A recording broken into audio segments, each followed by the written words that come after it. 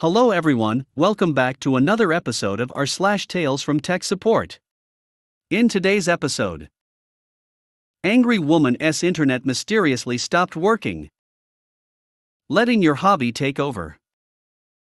Customer thinks we are all fraudsters. Before we get started, make sure to subscribe so you will never miss a video. So let's get started. Angry woman's internet mysteriously stopped working. Not my story, but my internet service provider's.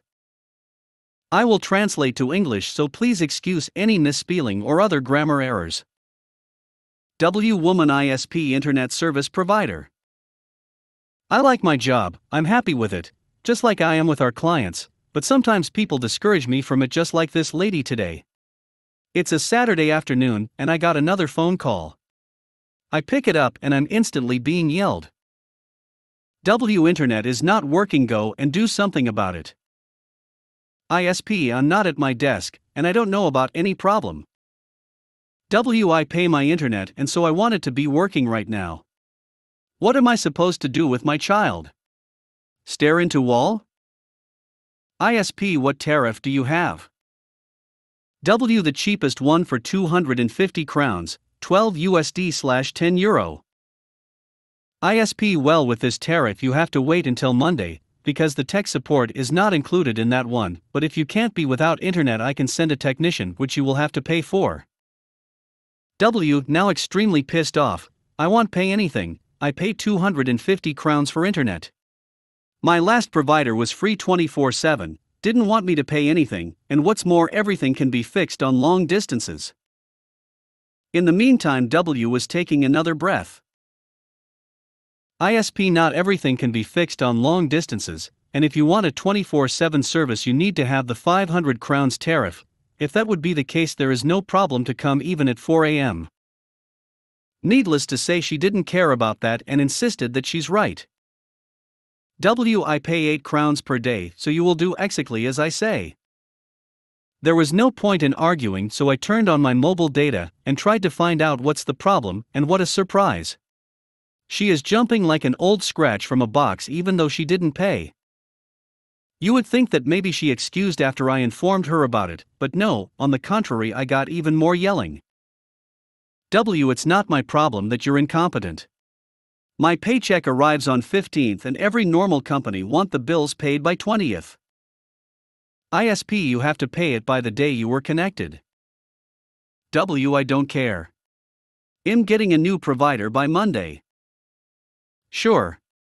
A provider that will tolerate not being paid and being yelled at because the internet isn't working. If she's not getting a new one by Monday, the contract will be terminated by us.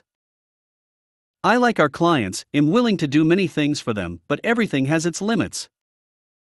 And just to bring a little light to it, this provider is well known in the town, and is even in the town council, laughing face.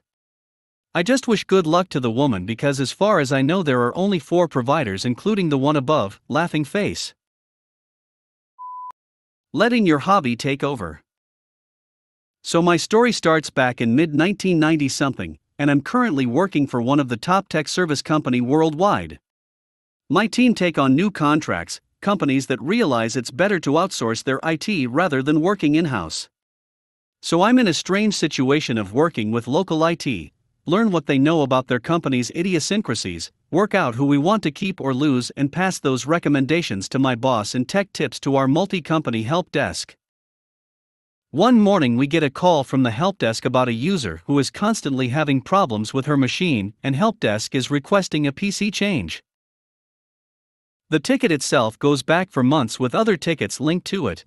Users' files become corrupt, which, as they were on the new servers, were backed up each time they were changed, so restores solve those. Then the user's software starts playing up. Both MS and bespoke. Which was resolved by the HD by either sending reinstalls over the network, or remote onto the PC to manually install the software. Now the machine won't boot at all non-system on the HDD. Hence the swap out request. Swap out was easy, because all the machines were generic with profiles downloaded down the tube for first-time use, so we took the problem PC and gave her a new one. We checked the machine and the OS was corrupted. Complete reinstall, some health checks, and the machine was back into circulation. After a couple of weeks, the same ticket is back. Exact same issue, files become corrupt. Then apps start not working. Again, we take her PC away, and now thinking it might be something in her profile, so we dump her profile and replace it with a genetic one. New PC and she's up and running. Her faulty PC is working okay. OS was working but MS Office wouldn't load, so we did a complete rebuild of that and again returned it back to the pool.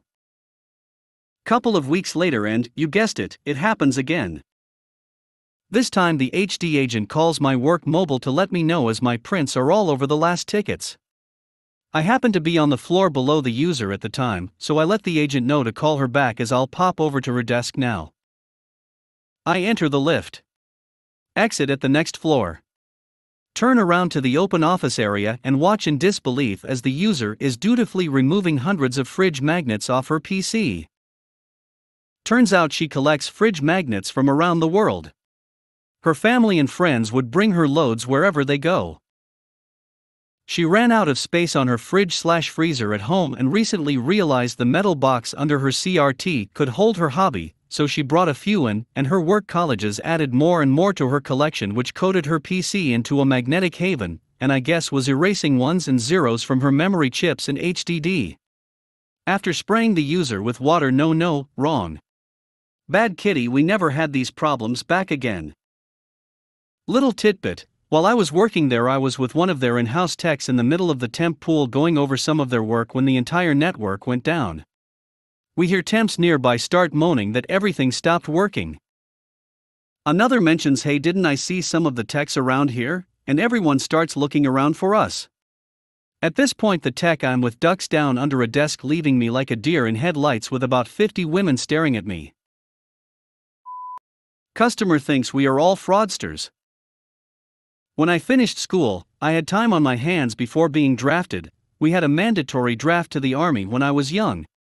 So, I started working at a firm that built and sold personal computers to private customers. This was in the mid-90s, so we would build i4-86 and the first generation of Pentiums. We would assemble the PCs from scratch, mainboard had to be switched to the right speed, etc.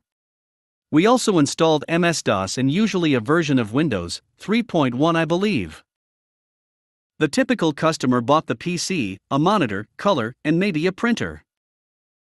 All of us had to take shifts on the support hotline, taking calls and helping customers with their new PC. One day I get a call from a woman who had just bought a PC with a color monitor from us a few days ago. The call went like that. Me, hello, this is how may I help you? Customer, I have just bought a PC with a monitor, and I will call the police if you do not give me my money back.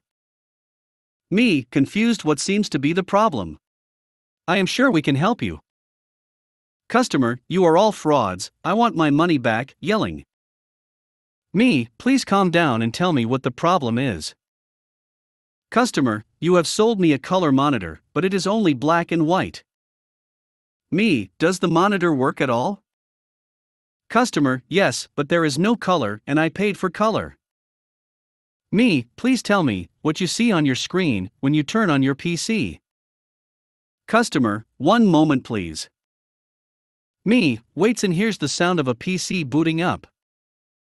Customer, as I told you, it is all in black and white and there are only some letters and digits on the screen.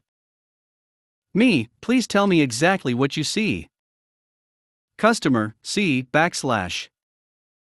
Me, please enter the following, win. Customer, types. Customer, silence.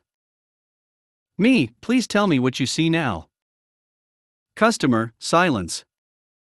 Me, ma'am. Are you still there? Customer, yes. Me, what do you see? Customer, I don't understand. Now it is working. I see colors. I explained to her that when you did boot up your computer back then you would see the DOS prompt, black and white screen with a command line. You had to type Win in order to start Windows. Of course, the DOS prompt has been and still is black and white, while Windows is in color. Good old times.